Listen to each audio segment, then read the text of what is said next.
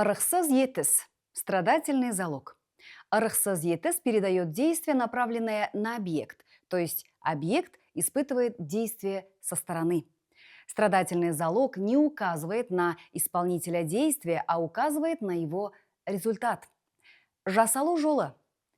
Етістік ал, әл, лы жұрнағы.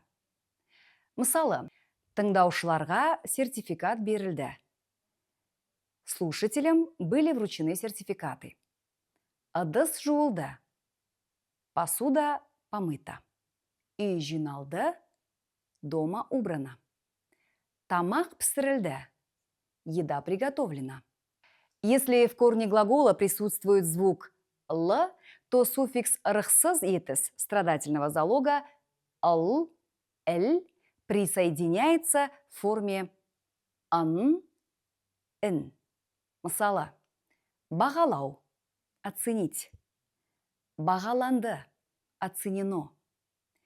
Бейнеленді – изображено. Қабылдау – принять.